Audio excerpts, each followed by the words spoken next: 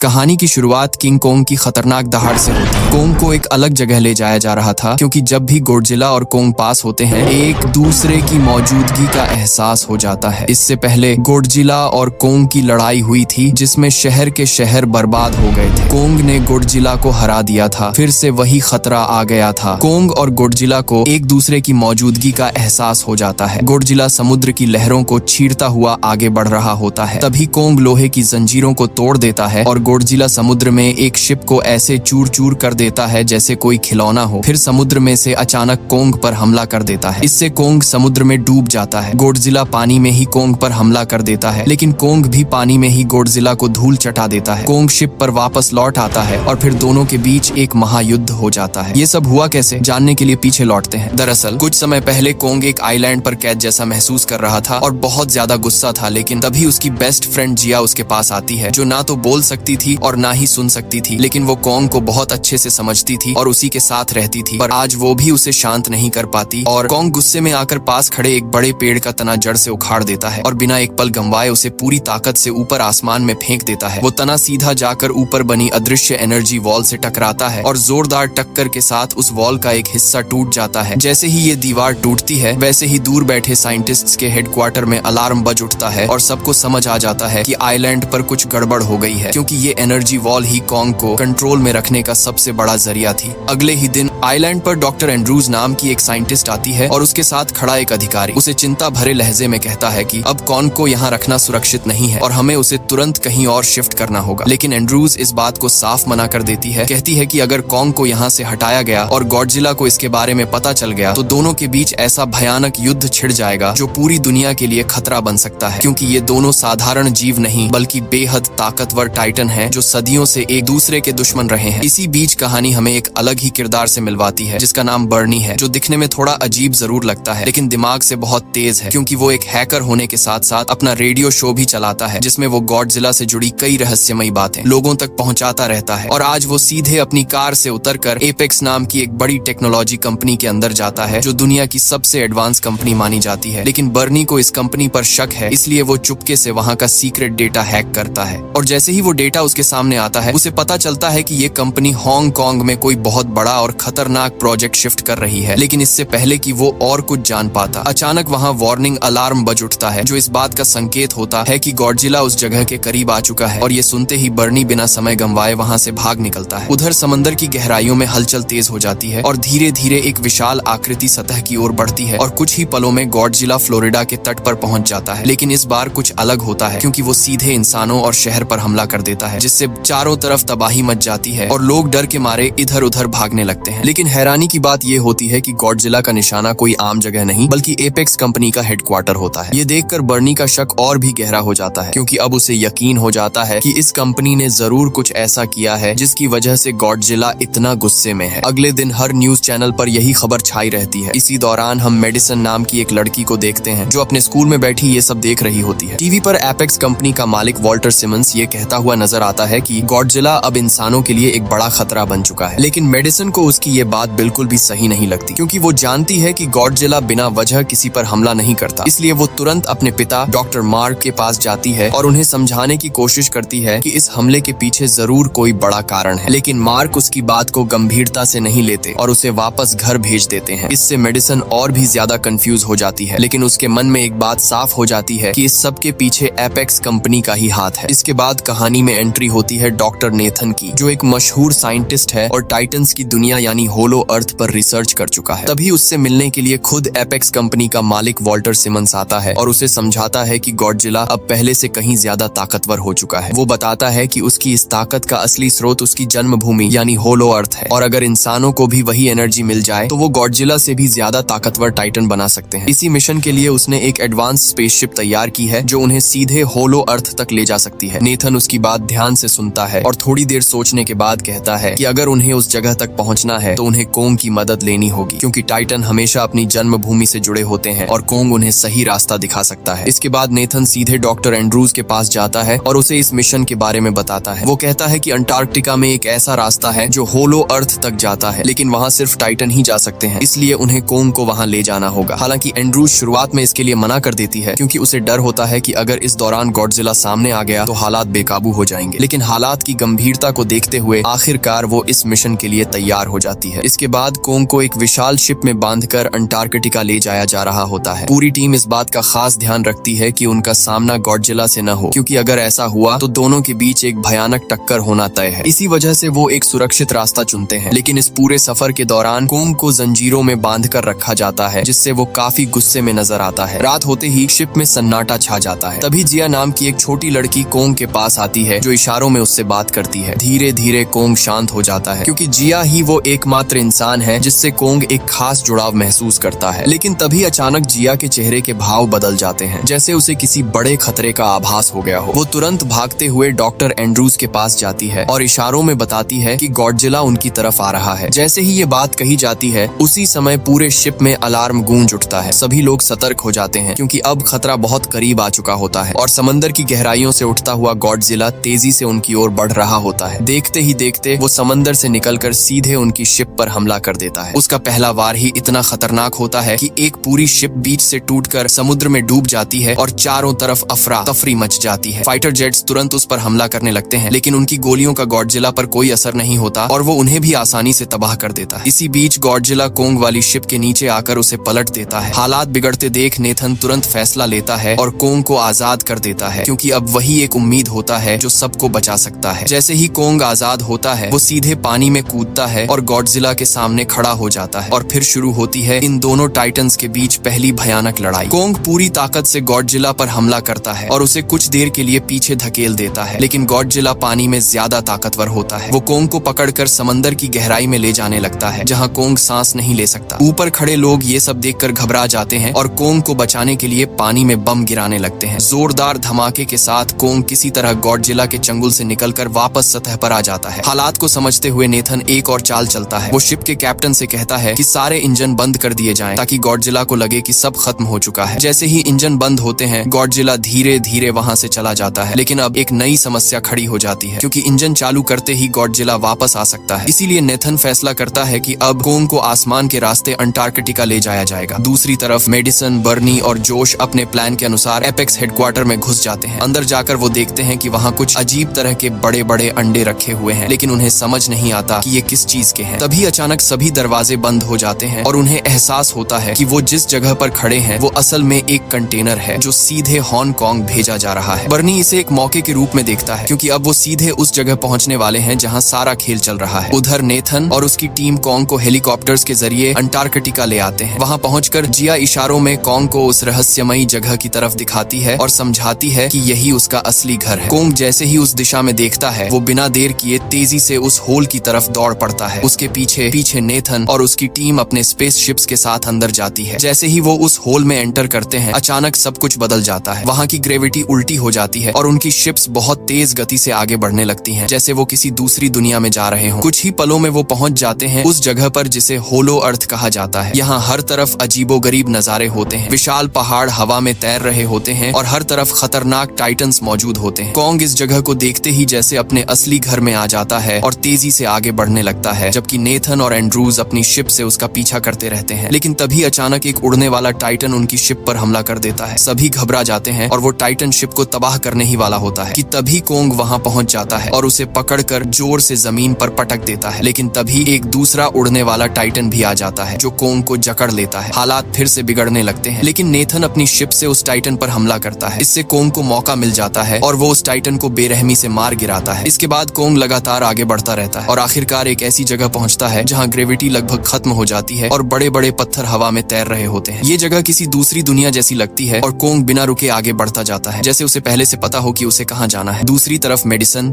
बर्नी और जोश हांगकांग पहुंच चुके होते हैं और एपेक्स के अंडरग्राउंड हेडक्वार्टर में घुस जाते हैं। वहां जो वो देखते हैं वो उन्हें पूरी तरह हिला देता है, क्योंकि एपेक्स कंपनी एक रोबोटिक गॉडजिला बना रही होती है, जो असली गॉडजिला से भी ज्यादा खतरनाक है और उसे कंट्रोल किया जा रहा होता है एक टाइटन के स्कल के जरिए। इससे साफ हो जाता है कि ये सिर्फ एक मशीन नहीं बल्कि कुछ और भी ज्यादा खतरनाक बनने वाला है। तभी वॉल्टर उस रोबोटिक गॉडजिला की ताकत चेक करने के लिए एक एक्सपेरिमेंटल टाइटन को उसके सामने छोड़ देता है, लेकिन वो टाइटन मेडिसन और उसके दोस्तों की तरफ बढ़ने लगता है और उन्हें पकड़ने ही वाला होता है कि तभी रोबोटिक गॉडजिला उसे पकड़कर अपनी एनर्जी से बीच में ही काट देता है। ये देखकर सभी डर जाते हैं और जल्दी से वहां से भागकर एक कैप्सूल में छुप जाते हैं। अब मेडिसन को पूरी तरह समझ आ जाता है कि गॉडजिला एपेक्स पर हमला क्यों कर रहा था, क्योंकि असली खतरा वही मशीन है जिसे ये लोग बना रहे हैं। और तभी ये खबर खुद गॉडजिला तक भी पहुंच जाती है। वो अपना रास्ता बदलकर सीधे हांगकांग की तरफ बढ़ने लगता है। उधर होलो अर्थ में कोंग आखिरकार एक विशाल दरवाजे के सामने पहुंचता है। वो उसे खोलकर अंदर जाता है, जहां उसे एक खास हथियार मिलता है जो जैसे उसी के लिए बना हो। जैसे ही वो उसे उठाता है, वो एक जगह बैठ जाता है जैसे कोई राजा अपने सिंहासन पर बैठता है। उसी वक्त नेथन और उसकी टीम भी वहां पहुंच जाती है और पहली बार वो उस जगह की एनर्जी को महसूस करते हैं जो किसी भी टाइटन को असीम ताकत दे सकती है। लेकिन उन्हें ये नहीं पता होता कि यही ताकत अब एक बहुत बड़ी तबाही को जन्म देने वाली है, क्योंकि उसी समय हांगकांग में कुछ ऐसा होने वाला होता है जो सब कुछ बदल देगा। हॉलो अर्थ के अंदर कोंग अपने हाथ में मिले उस रहस्यमयी हथियार को लेकर धीरे धीरे आगे बढ़ रहा होता है। जैसे ही वो एक खास जगह पर पहुंचकर उस हथियार को जमीन में फिट करता है, अचानक पूरा एरिया तेज नीली रोशनी से चमक उठता है। चारों तरफ एक जबरदस्त एनर्जी वेव फैल जाती है, जैसे सदियों पुरानी कोई शक्ति फिर से जाग उठी हो। और इसका असर सिर्फ वहीं तक सीमित नहीं रहता, इसका संकेत सीधे ऊपर धरती तक पहुंच जाता है। हांगकांग में खड़ा गॉडजिला अचानक बेचैन हो उठता है, जैसे उसे किसी ने चुनौती दी हो। बिना एक सेकंड गंवाए वो अपनी पूरी ताकत इकट्ठी करता है और जमीन पर एटॉमिक ब्रीथ छोड़ता है, जिससे धरती को चीरते हुए एक सीधा रास्ता हॉलो अर्थ तक बन जाता है। ये नजारा इतना खतरनाक होता है कि आसपास की इमारतें हिल जाती हैं और लोग डर के मारे भागने लगते हैं। उधर हॉलो अर्थ में नेथन और एंड्रूज इस ऊर्जा को देखकर समझ जाते हैं कि यह वही पावर सोर्स है जिसकी तलाश में वो यहाँ आए थे। लेकिन उन्हें अंदाजा नहीं होता कि यही खोज अब दुनिया के लिए सबसे बड़ा खतरा बनने वाली है, क्योंकि उसी समय एपेक्स के लोग उस एनर्जी का सैंपल लेकर उसे अपने सिस्टम के जरिए हांगकांग में मौजूद रोबोटिक गॉडजिला तक पहुंचा देते हैं। हेडक्वार्टर के अंदर वॉल्टर बेसब्री से इंतजार कर रहा होता है और जैसे ही उसे कंफर्मेशन मिलता है कि मशीन अब पूरी तरह चार्ज हो चुकी है, वो तुरंत उसे एक्टिवेट करने का आदेश देता है। वहीं पास खड़ा साइंटिस्ट सरिझावा उसे आखिरी बार चेतावनी देता है कि यह एनर्जी अनस्टेबल है और इसे कंट्रोल करना मुश्किल हो सकता है। लेकिन वॉल्टर अपने घमंड में उसकी बात को नजरअंदाज कर देता है और जैसे ही रोबोटिक गॉडजिला एक्टिव होता है, सब कुछ बदल जाता है। शुरुआत में वो शांत खड़ा रहता है, लेकिन अगले ही पल उसकी आंखें चमक उठती हैं और बिना किसी आदेश के वो अचानक हरकत में आ जाता है और सबसे पहले उसी वॉल्टर पर हमला कर देता है जिसने उसे बनाया था। एक ही वार में वो उसे खत्म कर देता है और अब साफ हो जाता है कि ये मशीन किसी के कंट्रोल में नहीं बल्कि खुद अपनी मर्जी से चल रही है। अब वो हेडक्वार्टर से बाहर निकलता है और शहर के बीचों बीच आ जाता है, जहाँ सामने गॉडजिला खड़ा होता है और बिना देर किए दोनों के बीच एक भयानक टक्कर शुरू हो जाती है। रोबोटिक गॉडजिला अपनी स्पीड और पावर से गॉडजिला पर भारी पड़ने लगता है और लगातार उसे पीछे धकेलता जाता है। उसके वार इतने तेज होते हैं कि गॉडजिला भी कुछ पल के लिए कमजोर पड़ता नजर आता है और हालात और ज्यादा खतरनाक होते जाते हैं। इसी बीच हॉलो अर्थ से कोंग उस बने हुए रास्ते को देखता है और बिना सोचे समझे उसमें कूद जाता है और कुछ ही पलों में वो हांगकांग पहुंच जाता है, जहां चारों तरफ तबाही मची होती है। वो जैसे ही बाहर आता है, उसकी नजर सीधे उस रोबोटिक गॉडजिला पर पड़ती है और वो समझ जाता है कि असली खतरा यही है। जिया इशारों में उसे समझाती है कि गॉडजिला दुश्मन नहीं है, बल्कि उन्हें मिलकर इस नए खतरे का सामना करना होगा। और कोंग भी पहली बार गॉडजिला के खिलाफ नहीं बल्कि उसके साथ खड़ा होने का फैसला करता है। अब मैदान में तीनों टाइटन मौजूद होते हैं और लड़ाई अपने सबसे खतरनाक रूप में पहुंच जाती है। कोंग अपने हथियार के साथ रोबोटिक गॉडजिला पर हमला करता है, लेकिन उसका हथियार अभी पूरी तरह चार्ज नहीं होता, इसलिए उसका असर कम पड़ता है। दूसरी तरफ रोबोटिक गॉडजिला दोनों पर एक साथ भारी पड़ रहा होता है। वो कोंग को पकड़कर दूर फेंक देता है और गॉडजिला को जमीन पर पटक पटक कर घायल कर देता है। हर वार के साथ ऐसा लगता है कि अब शायद गॉडजिला हार जाएगा और शहर पूरी तरह तबाह हो जाएगा, लेकिन अंदर बर्नी, मेडिसन और जोश अभी भी हार नहीं मानते और कंट्रोल रूम में पहुंचकर उस सिस्टम को बंद करने की कोशिश करते रहते हैं जिससे यह मशीन चल रही है, लेकिन कोई भी तरीका काम नहीं कर रहा होता। तनाव बढ़ता जा रहा होता है और बाहर गॉडजिला लगभग हारने की स्थिति में पहुंच चुका होता है। तभी अचानक जोश के हाथ में पकड़ा सोडा उसके हाथ से फिसलकर कंट्रोल पैनल पर गिर जाता है और पूरे सिस्टम में शॉर्ट सर्किट हो जाता है, जिससे रोबोटिक गॉडजिला कुछ सेकंड के लिए रुक जाता है। यही वो छोटा सा मौका होता है जो पूरी लड़ाई का रुख बदल देता है, क्योंकि गॉडजिला तुरंत अपनी एटॉमिक एनर्जी से कोंग के हथियार को चार्ज कर देता है और जैसे ही हथियार पूरी तरह एनर्जी से भर जाता है, कोंग की ताकत कई गुना बढ़ जाती है। अब कोंग पूरी ताकत से हमला करता है और इस बार उसका हर वार असर दिखाता है। वो रोबोटिक गॉडजिला के एक हाथ को काट देता है, फिर दूसरे हाथ को भी अलग कर देता है और आखिरकार उसे जमीन पर गिरा देता है। लेकिन वो मशीन अभी भी खत्म नहीं होती और आखिरी कोशिश में वो कोंग को पकड़ने की कोशिश करता है, लेकिन इस बार कोंग रुकता नहीं। वो पूरी ताकत लगाकर अपने हथियार से एक आखिरी और सबसे खतरनाक वार करता है और उसी वार में रोबोटिक गॉडजिला का सिर उसके शरीर से अलग हो जाता है और एक जोरदार धमाके के साथ वो मशीन हमेशा के लिए खत्म हो जाती है। लड़ाई खत्म होते ही पूरा माहौल बदल जाता है। शहर में फैली तबाही के बीच एक अजीब सी शांति छा जाती है और गॉडजिला धीरे धीरे उठता है और कोंग की तरफ देखता है। दोनों कुछ पल के लिए एक दूसरे को देखते रहते हैं जैसे सदियों पुरानी दुश्मनी उसी पल खत्म हो रही हो। फिर गॉडजिला धीरे से मुड़ता है और बिना कोई हमला किए समुद्र की तरफ वापस चला जाता है और इस बार कॉन्ग भी उसे जाने देता है, क्योंकि अब दोनों के बीच दुश्मनी नहीं बल्कि एक अनकही समझ बन चुकी होती है। और इसी के साथ ये कहानी खत्म होती है, जहाँ दो सबसे ताकतवर टाइटन एक दूसरे को समझते हैं, एक नई शुरुआत करते हैं और दुनिया को एक बहुत बड़ी तबाही से बचा लेते हैं। दोस्तों, कैसी लगी आपको ये कहानी कमेंट में जरूर बताएं। वीडियो पसंद आई हो तो चैनल को सब्सक्राइब और बेल आइकन को प्रेस जरूर करें। Bye bye.